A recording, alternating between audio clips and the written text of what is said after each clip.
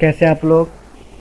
आज हम बात करने जा रहे हैं मोटार के बारे में, जो बिल्डिंग मटेरियल का हमारा बेस्ट टॉपिक है। मोटार के बारे में बात कर रहे हैं हम, आज मोटार के बारे में बात कर रहे हैं। तो मोटार की जब हम बात करते हैं तो बेसिकली हमारे दिमाग में दो चीज़ें चलती है, या तो मोटार एक मिक्सचर है या मोटार एक बाइंडिंग मटेरियल है। तो यहाँ पे गौर करने वाली बात है, मोटार हमारा बाइंडिंग मटेरियल नहीं है, मोटार हमारा मिक्सचर है। किस चीज़ का?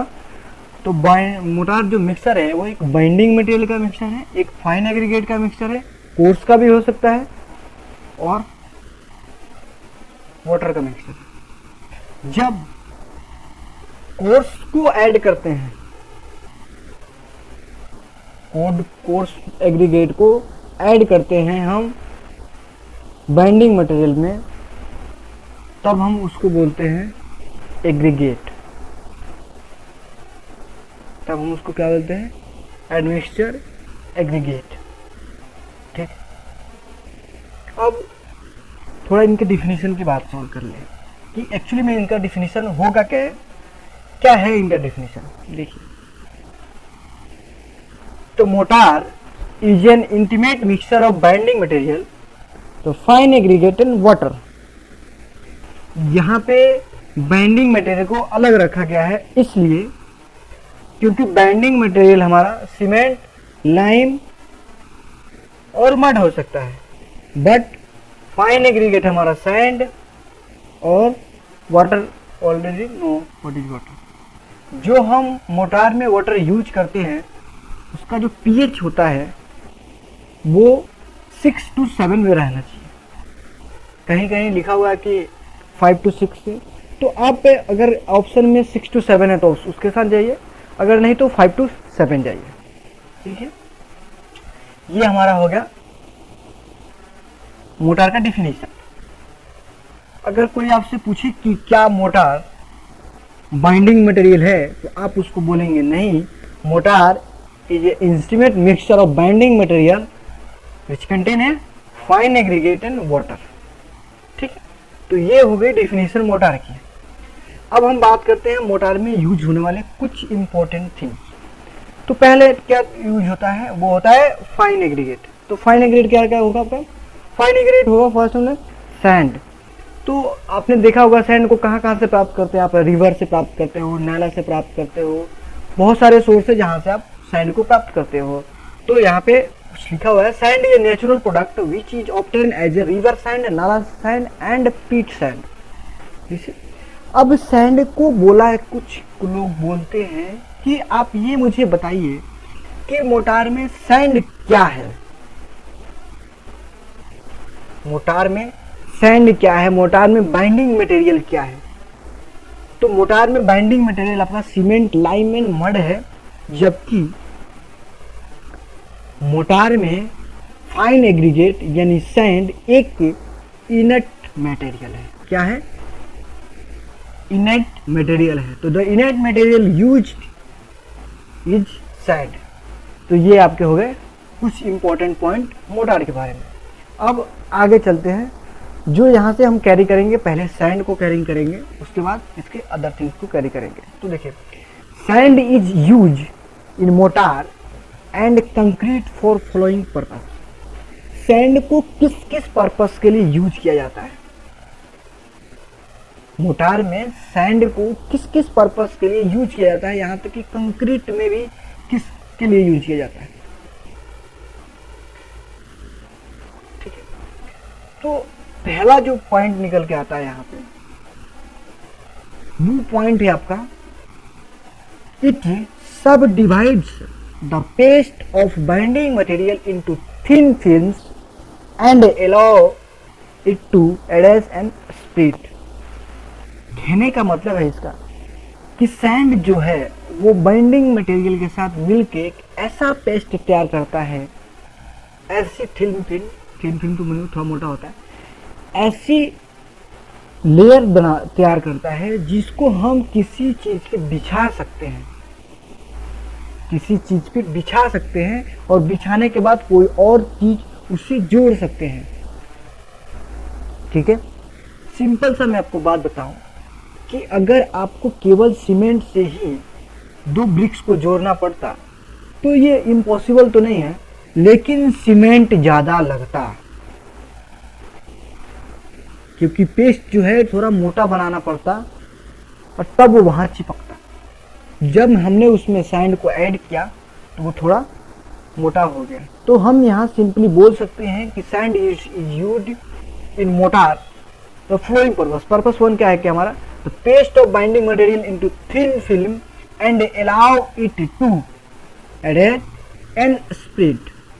ओके, नेक्स्ट दूसरा है it fill up gap between building blocks and spread to binding material. ये क्या करता है, 2 ब्लॉक्स के बीच का गैप को भरता है, 2 चीजों के बीच के गैप को भरता है। ओके, थर्ड पॉइंट क्या है, it add to density of mortar. Of course जैसे हमने सैंड को ऐड किया, जो हमारी मोटार की डेंसिटी है वो बढ़ गई। पहले लिक्विड फॉर्म में थी, अब थोड़ा गाढ़ापन हो गया उसमें। ठीक है, 4th नंबर में क्या है, it prevent to shrinkage of cementing material. क्या करता है, सीमेंटिंग मटेरियल के श्रिंकेज को प्रिवेंट करता है, नहीं उनको रोकता है। ओके, नेक्स्ट क्या है, it allowed the carbon dioxide from the atmosphere to reach some depth and thereby improve the setting power of the structure. Okay, ये नहीं आपको पता है कि सैंड जो है, इसके सैंड के अंदर एयर इंटर नहीं कर सकता। सैंड के अंदर छोटा छोटा जो सैंड है, सैंड के अंदर यानी पत्थर में जैसे हवा इन नहीं कर सकती, हाँ बहुत सारे पत्थर है उनके बीच में हवा जा सकती है, वैसे ही बहुत अगर आप सीमेंट सैंड के ढेर में चले जाएं तो वहाँ हवा इंटर कर सकती है, बट एक पार्टिकुलर सैंड के अंदर एयर इंटर नहीं कर सकता। तो क्या होता है, सैंड के ऊपर सैंड के ऊपर सैंड जब हम रखते हैं तो माइनर गैप, इतनी स्मॉल में गैप बना रहता है कि वहां से एयर जो है वो इंटर कर सकता है। वाटर इंटर नहीं कर सकता, लेकिन एयर इंटर कर सकता है। वो एयर क्या करेगा, आपके सेटिंग पावर को बढ़ाएगा, यानी स्ट्रक्चर जल्दी सेट करेगा। अब देखिए, the cost of cementing material per unit volume reduces as the low cost material increase the volume of mortar. मैंने पहले ही आपको बताया था कि अगर हम केवल सीमेंट से 2 ब्लॉक्स को जोड़ने की कोशिश करें तो जोड़ सकते हैं, बट उसमें सीमेंट ज़्यादा खर्च करेंगे, उसमें सीमेंट ज़्यादा लगेगा। तो वहीं पे यह बात बोल रहा है, जब सीमेंट ज़्यादा लगेगा तो कॉस्ट बढ़ जाएगा। ठीक है, तो the cost of cementing material as per unit is reduced as this low cost material increase the volume of mortar. तो this things we use in concrete and mortar as for sand comparison. Okay, next, the property of good sand। कि सबको यहाँ में material से लेके environment में पाए जाने वाली जो भी चीजें हैं उसकी कुछ ना कुछ प्रॉपर्टी है। Goods property and bad property सबके पास है, किसी के पास कम है, किसी के पास ज़्यादा है। तो सैंड के पास भी गुड प्रॉपर्टी होनी चाहिए। कौन कौन सी? It should be chemically inert, it should be free from organic and vegetable matter, it should be free from salt, and it should be contain sharp and angular coarse grain, and it should be well graded, and it should be hard। okay, पहला chemically नट होना, दूसरा organic and vegetable matter and free from organic and vegetable matter. यही चीज जो है, यही जो second number की जो चीज है वो सी सैंड में पाई जाती है, इसलिए हम उस सी सैंड को यूज नहीं करते। और वो सॉल्ट भी कंटेन करके रखते हैं, इसलिए हम उसको यूज नहीं करते हैं। और थर्ड नंबर में ये चीज़ लिखा हुआ है कि it should be free from salt, बल्कि सी सैंड में सॉल्ट की मात्रा पाई जाती है, इसलिए हम सी सैंड को यूज नहीं करते स्ट्रक्चर को क्रिएट में। It should B sharp and angular and coarse grain, ये एंगुलर साइज का होना चाहिए, कोर्स होना चाहिए, and it should be well graded grade जो इसका होना चाहिए वेल ग्रेडेड होना चाहिए, and it should B hard होना चाहिए, टफ होना चाहिए। ओके, टफ नहीं बोल सकते, हार्ड बोल सकते हैं। टफ बहुत, टफ का मतलब होता है कि अगर हम उसको सर्टेन हाइट से छोड़े तो वो विल ब्रेक। टफनेस का मतलब ये होता है। बट हार्डनेस का मतलब होता है कि उस पर हम कितनी भी लोडिंग दें वो क्रैश नहीं होना चाहिए, that is the hard. Okay, अब हम बात करते हैं कि मोटार कौन कौन से हैं। तो पहला मोटार है हमारा cement motor, second lime motor भी यूज करते हैं, मड मोटार भी यूज करते हैं। तो सीमेंट मोटार, लाइम मोटार है, मड मोटार, 3 तरह के मोटार हम यूज करते हैं। तो अब देखेंगे कुछ इंपॉर्टेंट पॉइंट्स हैं। अगर आपको कोई भी सिविल इंजीनियरिंग से क्वेरीज है, लेक्चर अच्छा लग रहा है तो आप बेशक आप लेक्चर फॉलो कर सकते हैं। अगर कुछ डाउट है तो आप मुझे क्योरा पे भी लिख सकते हैं, आप मेरे फेसबुक पेज पे भी लिख सकते हैं, आप मुझे मेल कर सकते हैं, और आप मेरे ब्लॉग को भी फॉलो कर सकते हैं, जहाँ पे आपको जीएस और करंट अफेयर्स वगैरह के नोट्स भी मिल जाएंगे और बहुत सारे पीडीएफ भी मिल जाएंगे एमसीक्यू क्वेश्चन के। तो ये थे इम्पोर्टेंट नोटिस जो बीच में आए। अब हम बढ़ते हैं अपने 3 टॉपिक की तरफ, cement motor, lime motor and mud motor. First cement motor. देखिए, फॉर प्रिपरेशन मोटार कुछ रेशियो होने चाहिए सीमेंट और सैंड के बीच में। देखिए, मैं इनके बीच के कुछ और थिंग्स नहीं बता रहा, मैं वही चीज़ें बता रहा हूँ जो एग्जाम पॉइंट ऑफ व्यू से इम्पोर्टेंट है और बेसिक कॉन्सेप्ट के लिए ज़्यादा इम्पोर्टेंट है। देखिए, सीमेंट मोटार है तो उसमें सीमेंट होगा, फाइन एग्रीगेट होंगे, वाटर होगा, ठीक है। अब क्या करते हैं इसमें, अब सीमेंट मोटार को ऐसे बनाते हैं तो बनाने का तरीका सब लोगों ने देखा होगा। पहले हम सैंड को थ्रो करते हैं, फिर उस पर सीमेंट थ्रो करते हैं, फिर उसको अच्छे से सॉइल से मिलाते हैं, मिलाने के बाद उसमें क्या करते हैं, वाटर यूज करते हैं, फिर सॉइल से उसको मिलाते हैं।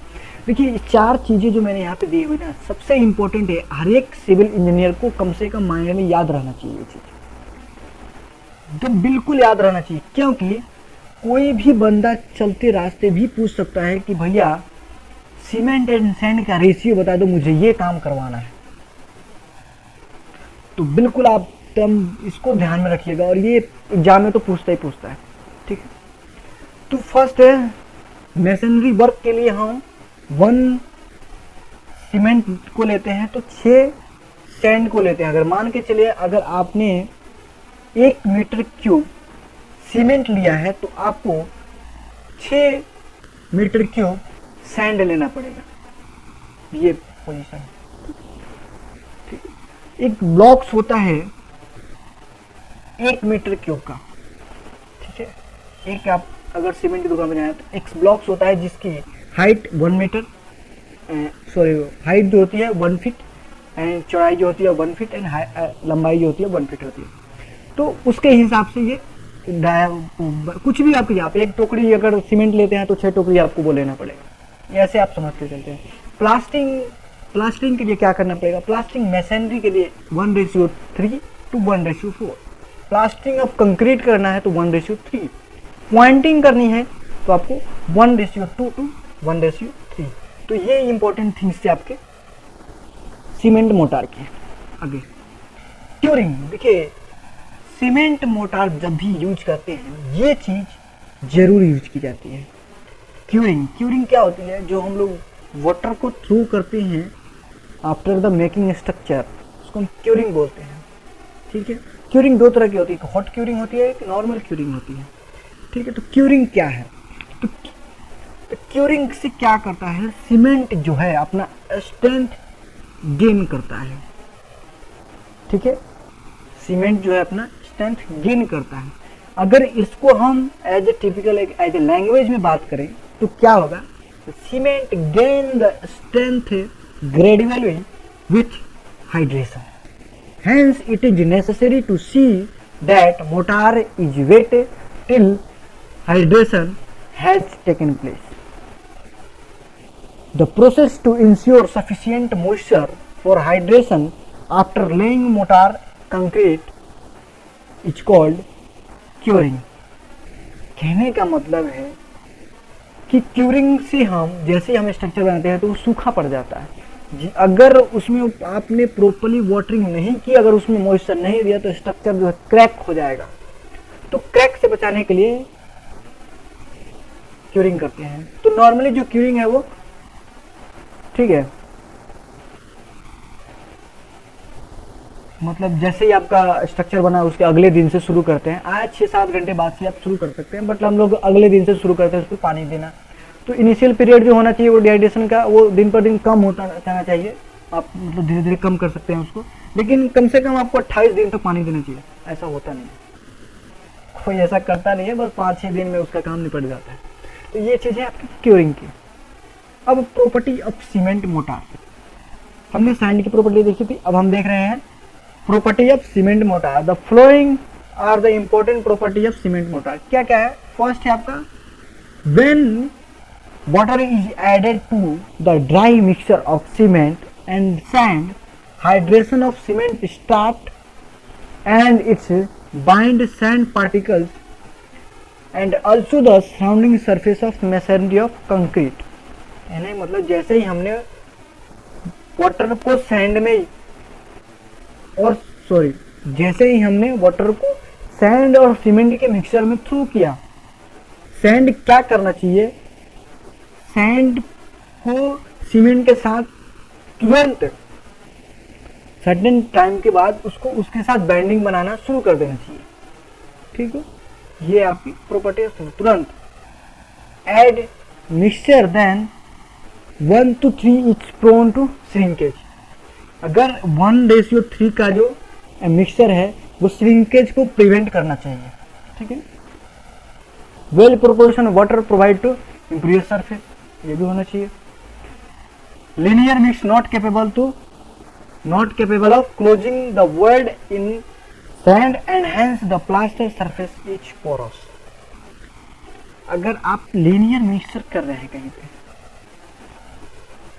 तो उसमें कोई एक्स्ट्रा सपोर्ट देने की जरूरत नहीं है कि हाँ इसको तुम रोक के रखो, नहीं। अगर आप उस सिंपल थ्रो करते हो, ऐसे थ्रो करते हो ऐसे, तो उस पर जाके चिपक जाना चाहिए उसको। ठीक है, उसको गिरना नहीं चाहिए। तो ये होती है प्रॉपर्टी ऑफ सीमेंट मोटार। ठीक है, the strength of motor depends upon the portion of cement and sand. अगर मान लीजिए आप ज़्यादा कर देंगे तो वो पोर्शन नहीं है ना, सीमेंट का लगा सैंड से रहेगा तो वो गिरेगा ही गिरेगा। तो ये चीज़ है।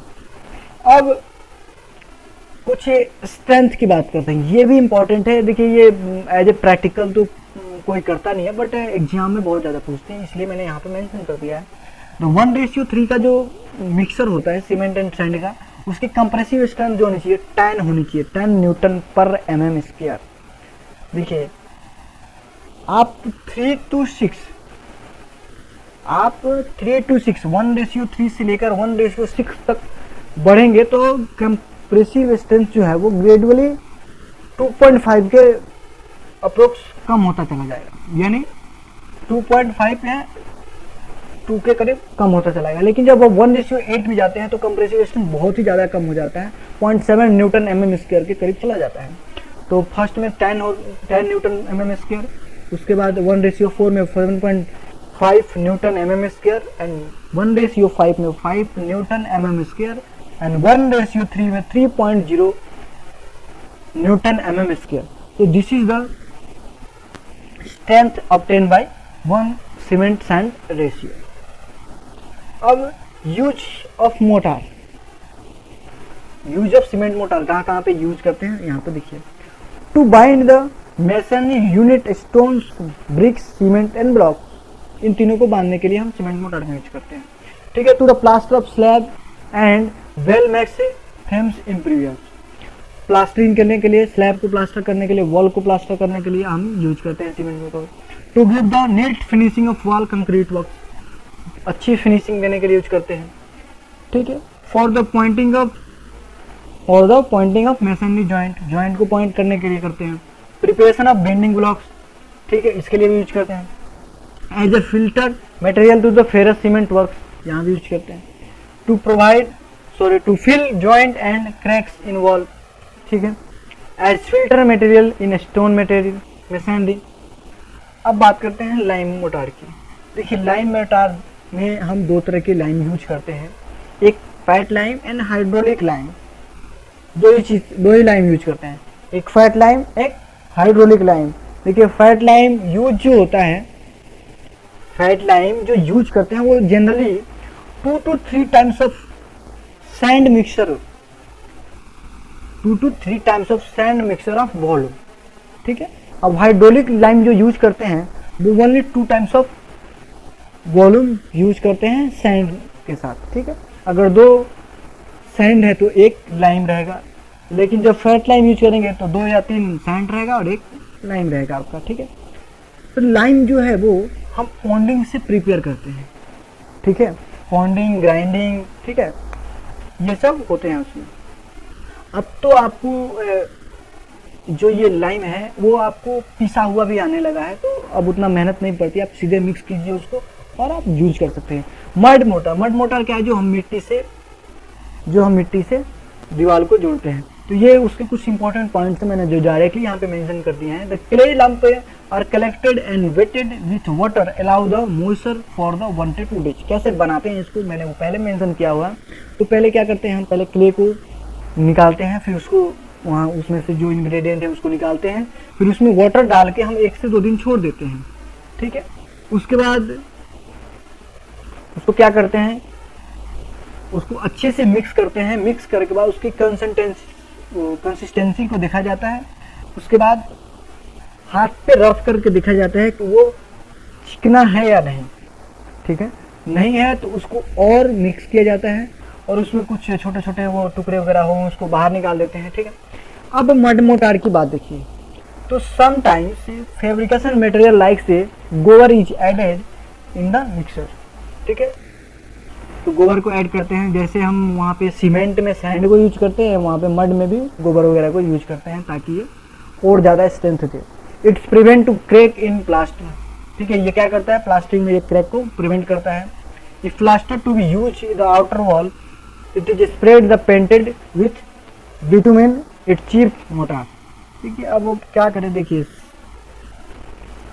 अगर क्ले है तो क्ले पे जैसे वाटर के ड्रॉप्स पड़ेंगे वो श्रिंक करना शुरू कर देगा, हो सकता है वो टूटना शुरू कर दे। इसलिए उस वाटर ड्रॉप्स या फिर रेन से बचाने के लिए उस पर हम क्या करते हैं, बिटुमेन का लेप लगा देते हैं, ताकि क्या करता है बिटुमेन जो है वो वाटर ड्रॉप को मड के अंदर इंटर नहीं होने देता है, ठीक है। अब इसके कुछ इम्पोर्टेंस तो नहीं है बट डिफिकल्ट वो कुछ बैड थिंग्स हैं वो आप देख लीजिए। इट्स ड्यूरेबिलिटी लेस, इसकी ड्यूरेबिलिटी कम होती है, ठीक है। ये टेम्प्रोरी कोई भी काम में यूज किया जाता है। चीफ मोटार है, आप नॉर्मली बना सकते हो बट ज़्यादा ड्यूरेबल नहीं होता है, ठीक है, ये जल्दी क्रैश कर सकता है। तो ये आपके 3 चीज़ थे, ठीक है। अब कुछ स्पेशल मोटार होते हैं आपके, सीमेंट क्ले मोटार। तो सीमेंट क्ले मोटार क्या है, क्ले में भी सीमेंट ऐड कर देते हैं, वो मोटार हो गया। Gauge mortar, decorative mortar. Decorative mortar क्या होते हैं, जो आप कभी घर में चित्रकारी वगैरह बनाने के लिए जो यूज किया जाता है वो उसको डेकोरेटिव मोटार कहते हैं। गेज मोटार क्या है, जो आप छत के ऊपर जो लाइनिंग वगैरह बनाते हैं, छत के ऊपर जो लाइनिंग, फैन के ऊपर जो आप इंटीरियर करते हैं वो आपका गैज मोटार है। तो सीमेंट क्ले मोटार क्या है, सीमेंट क्ले मोटार मतलब the quality of clay mortar can be improved as the adding the cement to be mix the normal proportion of clay to cement 1:1। यानी clay में cement को use कर दिया हमने, clay motor बना दिया, ठीक है। अब जैसे ही हमने सीमेंट को उसमें ऐड कर दिया, ड्यूरेबिलिटी बढ़ जाएगी इसकी, ठीक है, थोड़ा स्ट्रेंथ बढ़ जाएगा, मतलब बहुत सी जो उसमें इंप्रूव हो सकती है मड मोटार में, ठीक है। गेज मोटार क्या, it obtain the adding the cement to the lime mortar, ठीक है।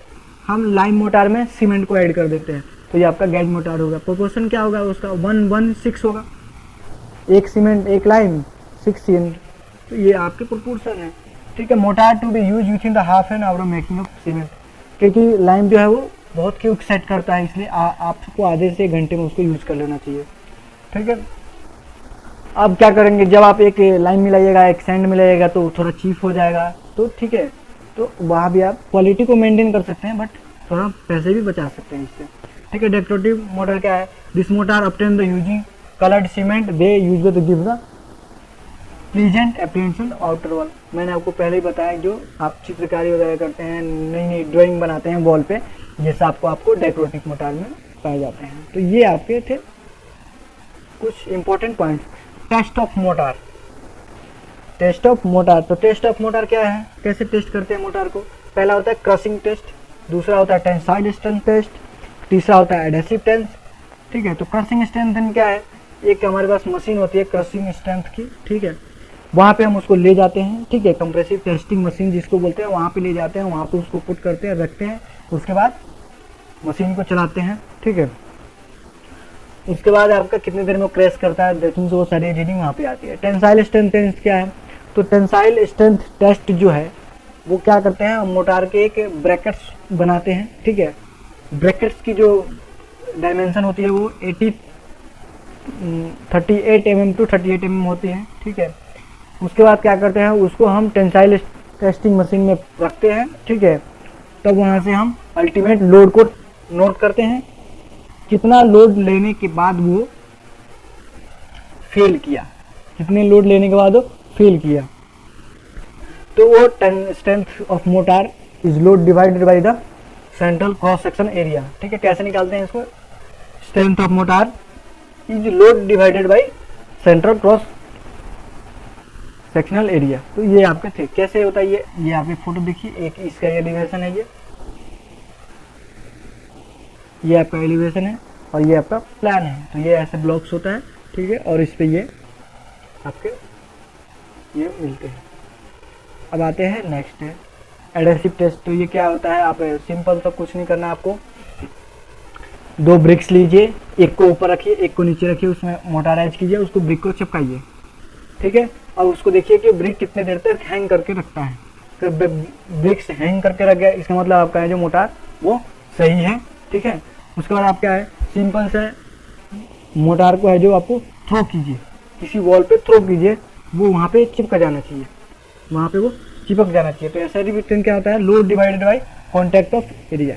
ठीक है, ये आपका एडहेसिव टेस्ट कैसे होता है, एक ब्रिक को ऊपर रखे, दूसरे ब्रिक को सटाया। ठीक है, उसके बाद क्या करें, एक ब्रिक्स को ऊपर नीचे, यहाँ पे देखिए हैंगर से ब्रिक्स को लटकाया गया है। ब्रिक्स को लटकाने के बाद ये ब्रिक्स, ऊपर का एक ब्रिक्स, नीचे का एक ब्रिक्स, साइड में ऐसे लगेगा आपको और प्लान ऐसे लगेगा। ठीक है, तो ये थे आपके टेस्टिंग ऑफ मोटार, यानी all those things to content with the motor, and that's the finishing of lecture. Thank you so much. आपको वीडियो अच्छा लगा हो तो आप शेयर कर सकते हैं अपने वॉल पे, व्हाट्सएप पे, जहाँ भी आपको शेयर करना। बट आप सब्सक्राइब एंड लाइक का बटन ना भूलें। अब अगर आपको कोई डाउट है तो आप बेशक हमें कमेंट बॉक्स में पूछ सकते हैं। Thank you so much, have a nice day.